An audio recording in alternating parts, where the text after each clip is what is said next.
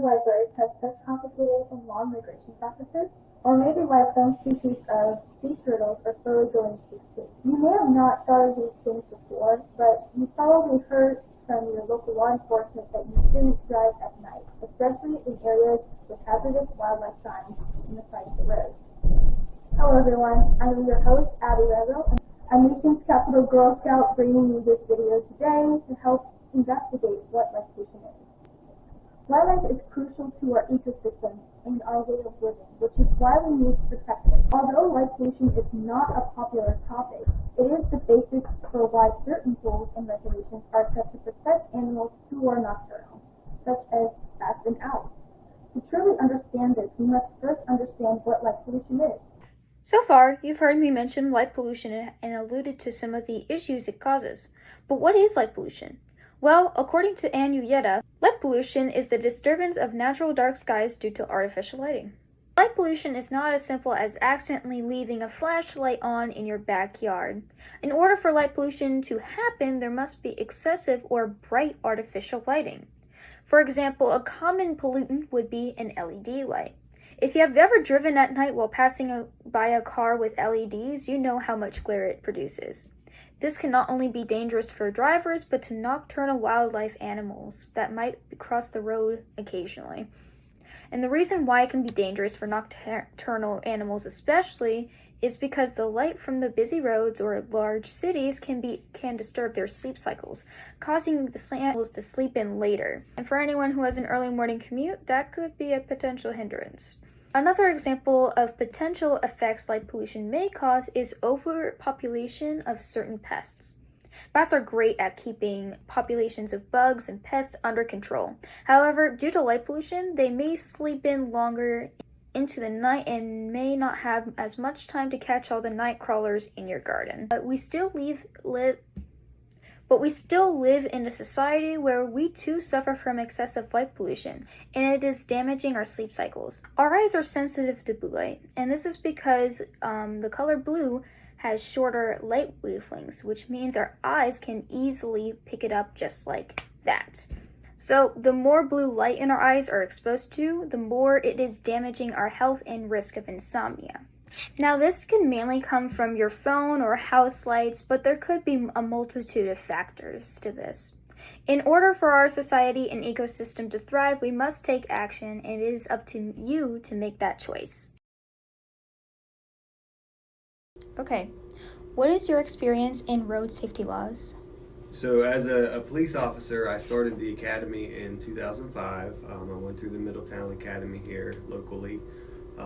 Once I got out of the academy, I was essentially just a regular patrol officer for about 15 years until I became an SRO. So I do have a vast knowledge of road safety laws, to include everything from speeding, reckless driving, to anything on private property, all those types of things. So I would say 15 years of experience in road safety laws. But even today as an SRO, I still go out and do the same things. If I see somebody, not driving properly or maybe driving a little bit recklessly, I still pull them over and speak with them or issue them tickets. Awesome, thank you. You're welcome.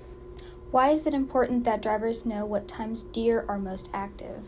So it's very important to know those things because deer, they have certain types of seasons where they get a little bit more active than others. So knowing that between dusk and dawn is a more likelihood that you may encounter a deer on the roadway as you're driving. Yeah. Why is it especially dangerous at dawn and dusk to drive during deer mating season? Because there's a lot of research done that deer migrate during those times, the dawn to dusk, and then during the deer mating season. So that would obviously put drivers at more risk when the deer are, on the move, so to speak.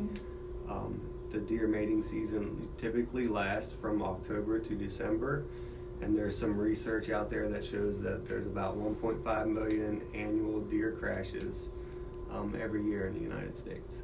Wow, that is a crazy number. Yes. How can society prevent car accidents with deer? So not only with deer, but just in general, preventing any type of car accidents, the biggest thing is speed. Drivers need to slow down. in our area, I know our traffic division writes a lot of tickets related to speed. So when you combine all that stuff together with the dawn to dusk, the deer mating season, just speed is the biggest thing. Just slow down, be prepared as you're a driver or even your passenger. Just scan back and forth on the roadway, looking for those other sets of eyes that might pop out in front of you. There's some things with your vehicle that you can do. You want to make sure that your vehicle's brakes are functioning properly. Even as little as just keeping a clean windshield to be able to see those reflections at night from the eyes that might be on the side of the road. Obviously there's things, maybe just know the area that you're in when you're driving. If you don't know the area, a lot of times all states will put up signs of deer crossing areas where they know that that's a heavily populated deer area, and that will absolutely help you prevent getting into a car crash with a deer. Yeah, awesome. I think it's so important that, especially in Virginia with that large deer population, that people know about. What is Blue Ridge Wildlife Center? So we are a full-service nonprofit wildlife hospital, which means that we take in all native wildlife to Virginia, anything from white-footed mice to bald eagles to, American robins to foxes. And the purpose is to take in any injured, ill, or orphaned wildlife with the purpose of getting them back released into the wild. We also do education programs so that we can educate the community on how to prevent these issues to begin with. So we have about 18 or so non-releasable ambassador animals that we use in educational programming to talk to people and give them sort of an ambassador for their wild species. As well as research, which we use to further the knowledge of information on wildlife and how to better treat them, how to better track them, how to better hopefully manage them or protect them through like laws and things like that. A lot of animals are affected by light pollution. Which animals are most affected by light pollution? So from what I understand, I know birds are affected a lot by light pollution, mostly because there are a lot of birds that are migratory and they rely on the stars and the moon because they fly at night, they migrate at night mostly to navigate where they're going, right? So birds have this innate sense to migrate south.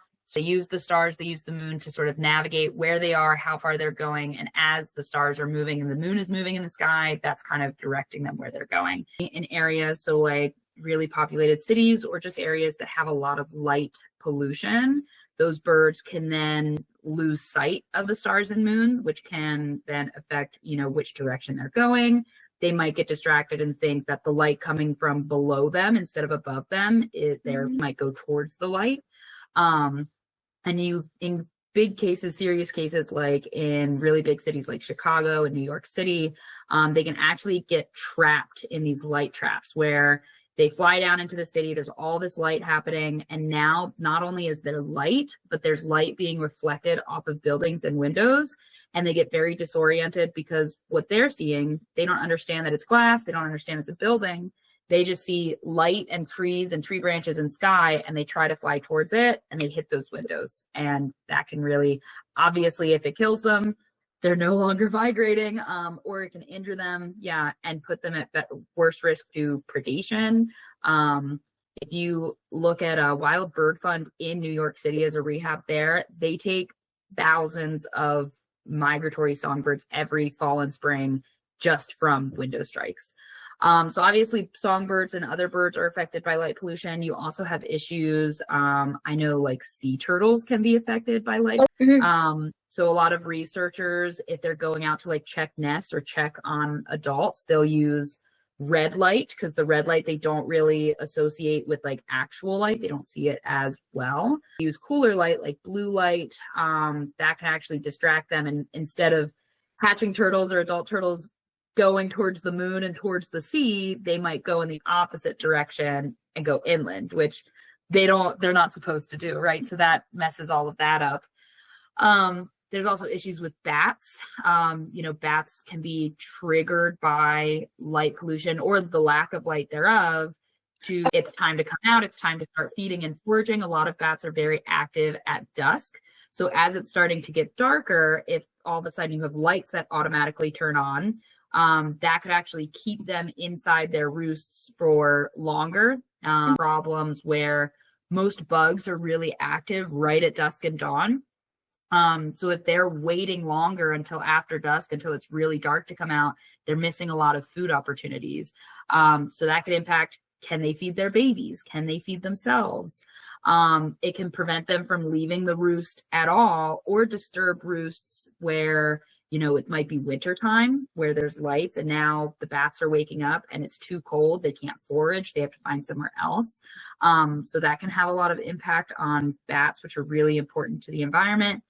And then obviously lights can affect like insect populations, which is then in turn going to affect all of those other animals that are not eating them, right? It's distracting the bugs. They're kind of in this sort of overstimulated state where they're not foraging as well. They might not survive after spending all that time circling the lights. You see all those moths flocking like that, that they're not spending foraging or breeding or doing the things that they should be. And so now all of their predators over that, if the insect populations aren't doing well, then everything that eats those bugs aren't going to do well either.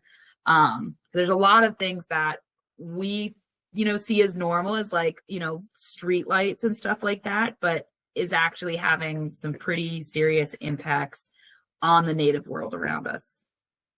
Wow, I did not know a lot of that. Thank you so much. Yeah. I knew like birds and sea turtles were most affected because they rely on light for their migration patterns and traveling to the sea where they belong, but I did not know bats and insects were affected. Yeah. I was doing a little bit of research before, and I found out that even mountain lions, where there are areas where it's really brightly lit, come out and cross in those really well lit areas because number one, it puts them at risk, but also they're used to like staying hidden while they're hunting. They're staying hidden from us because it's more safe for them. Not only do you have like roadways and highways that are these like barriers for them to move around, but even just areas that are really well and like brightly lit, they're also not able to cross those unless they're like absolutely desperate. So yeah, I learned a few things in looking this up and just kind of making sure I had all my information, but I was like, oh my gosh, I would have never thought. Yeah. I know at certain times of the year, it is especially important to time when you release birds. Why is it so important to people to be wary of the times when birds migrate? Yeah. So obviously with migration and understanding when that's happening in spring and fall, it can kind of make people more aware that if they find a bird on the ground outside of a building or outside of a glass window, absolutely needs help. Sometimes it can get confusing because people think the size of the bird determines their age. So they might find a very small, like golden crowned kinglet, 8 grams or so, and they're like they think it's a baby bird, and they're like, oh well, baby birds, they can't fly sometimes when they're out of the nest, so I should leave it alone, which in some cases is great. But kinglet, that's as big as they get. That's an adult bird. So understanding kind of when you should be seeing baby birds and when you shouldn't. In our area, we're only seeing golden crown kinglets in the wintertime and in fall migration. So if you find a golden crown kinglet and it's not flying, it is not a baby bird. But also knowing too is obviously a lot of people like to put like bird feeders and stuff out. Think that during migration or in the summer that we need to feed birds, or even over the winter, people will be like, they need food because there's no food out here. In our area now, we hardly ever get snow, which is very sad. But there's lots of food resources available. Bird feeders, you do not need to feed birds. It is entirely for us, not for the birds. And they can actually spread more disease between birds because it's congregating all those birds together in an unnatural way. Knowing when birds are here too, especially is important for us because say we get a lot of common whippoorwills or nighthawks in fall migration and spring.